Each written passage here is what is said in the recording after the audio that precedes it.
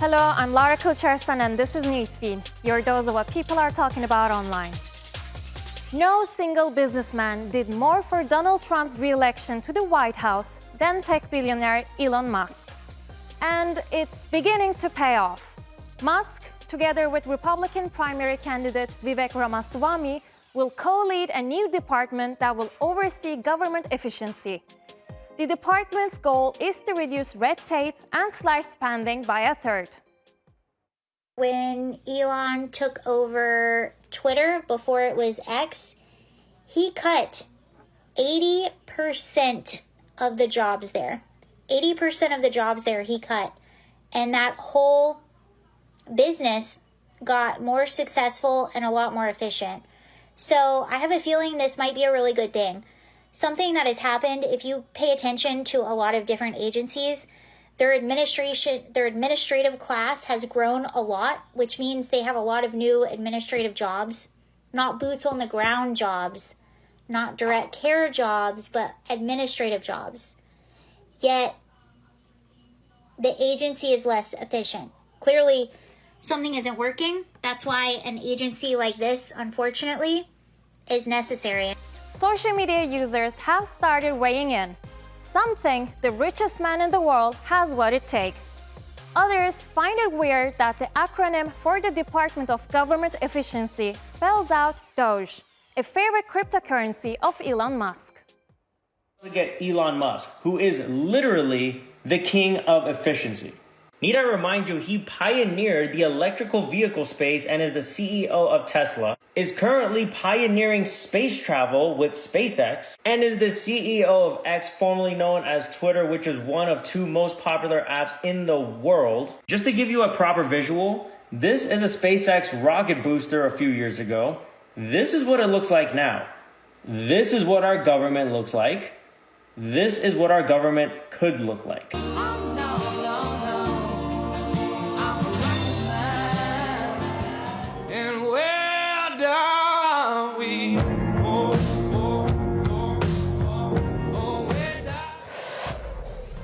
While Trump formally assumes his role as president next year, he's already made other key appointments. Defense Secretary goes to Fox News host and Army veteran Pete Hegseth. John Ratcliffe is set to become CIA boss, and South Dakota's Kristi Noem will head Homeland Security. And in a strong show of support for Israel, Trump has chosen Arkansas Governor Mike Huckabee to be U.S. ambassador to Israel.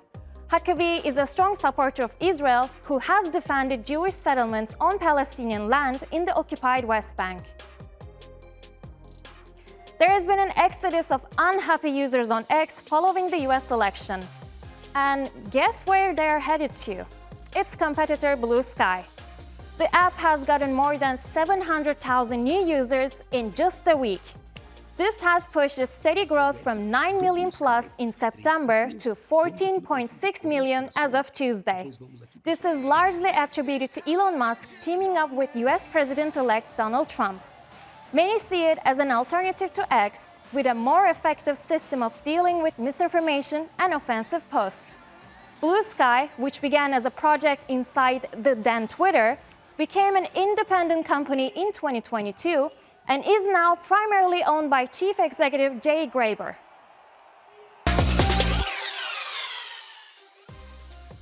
Black people across the US have reportedly been receiving racist text messages, telling them they've been selected to go pick cotton at the nearest plantation. These are some of the messages that have sparked outrage. As you can see, they direct recipients to be ready with their belongings at a certain time and to wait for a vehicle to pick them up. Most of them contain racial slurs, while others even threaten violence.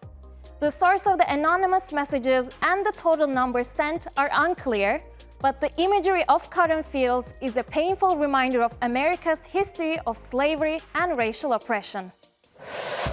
Black people are receiving racist text messages telling them to pick cotton at the nearest plantation. These messages began circulating across the US the day after Election Day, with reports coming in from New York to Florida, especially among Black college students at universities like Ohio State and Clemson. The messages are very similarly worded, often addressing recipients by their names and claiming they've been selected to pick cotton. Some messages reference Donald Trump's election win, although his campaign has denied any connection. It's unclear who is behind the text, what motivated them, or how the recipients' phone numbers were obtained. The FBI has acknowledged the issue and encourages those affected to report the messages to local law enforcement. While the messages have slowed down by Thursday night, many fear this could be just the beginning of targeted harassment. The US says it will continue its military support to Israel despite Tel Aviv missing a deadline to improve the flow of aid into Gaza. Washington insists its humanitarian aid ultimatum was not violated. That's despite the situation on the ground getting worse by the minute.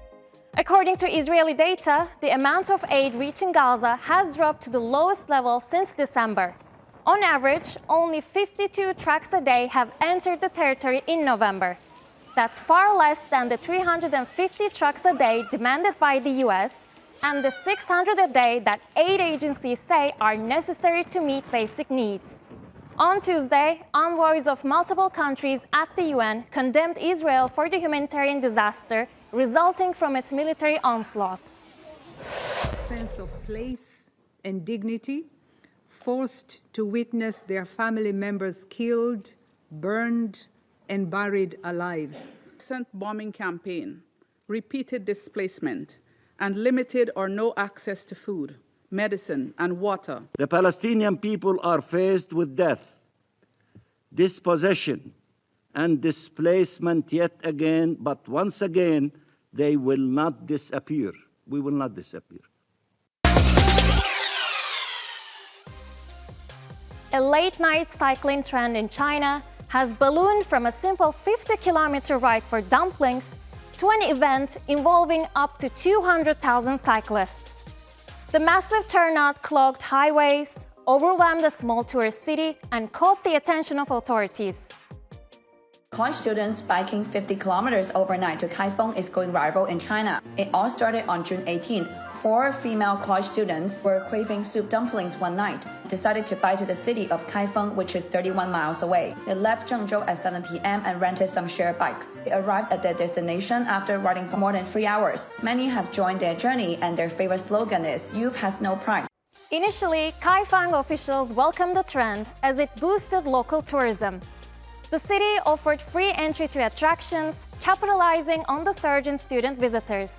But last Friday, hundreds of thousands of students, most riding bicycles, flooded the 6-lane expressway that connects Zhengzhou and Kaifeng. The massive turnout led to complaints from residents about overcrowding, litter, and abandoned bikes. With Kaifeng at capacity, officials imposed temporary road and bike path restrictions. Bike-sharing apps are also remotely locking bikes outside designated zones. Many students apologized for the mess on social media, though others defended the ride as a symbol of youth and freedom. Determined riders continue to try the journey, some even setting off on foot in defiance of restrictions and city efforts to control the trend.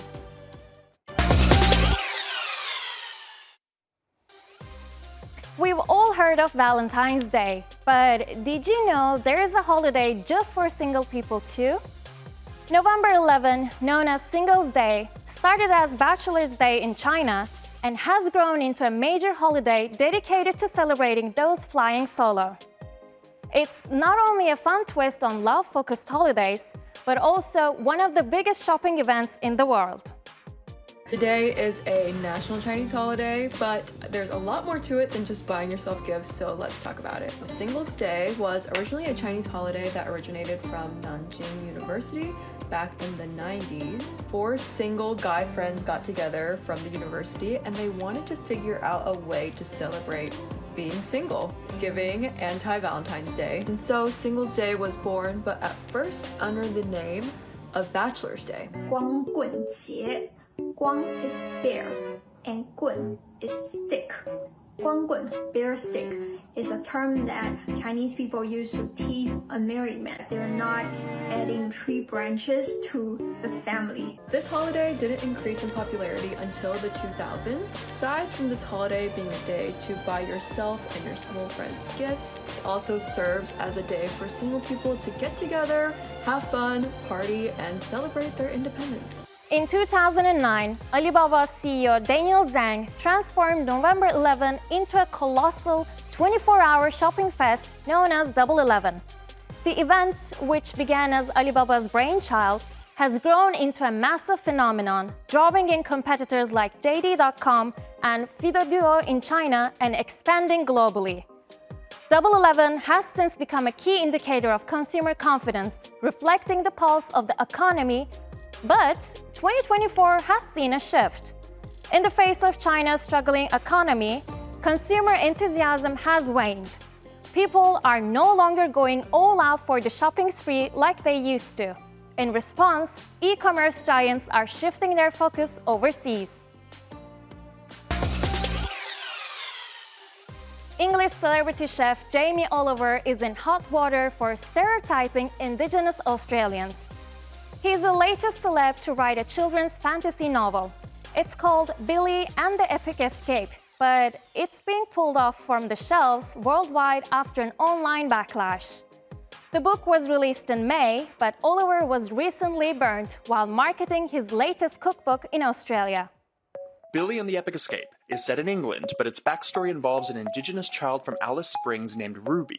She's captured by a villain, but eventually saved by a nice English family. Anyone who knows their history will immediately see why this is highly problematic. For everybody else, you have to understand the 60-plus year White Australia policy that led to between 1 in 10 and 1 in 3 Indigenous Australian children being forcibly taken from their families and communities between 1910 and 1970. These are called the Stolen Generation. Clearly, neither Jamie nor his publisher Penguin Random House know their history too well. Both have come out and said they failed to engage any Indigenous people in the writing of the story. Once abducted, this little Ruby tells the English kids that she can read people's minds and communicate with animals and plants because that's the Indigenous way. The chapter of the story is called To Steal a Child. Oh. She's meant to be from Alice Springs, but she speaks words that are from Aboriginals who lived in New South Wales. And the next question that I have, and I'm pretty sure a lot of other people have, is how did this get through so many rounds of editing, marketing, through the publisher, through his ghostwriter, because let's face it. Here's the cover, illustrated by Monica Arminio, who's done a nice job, but maybe they could have picked an Aboriginal artist. Just a thought. One of the oldest forms of entertainment is making a comeback, the lookalike contest. There is even a story that Charlie Chaplin once lost his own lookalike contest.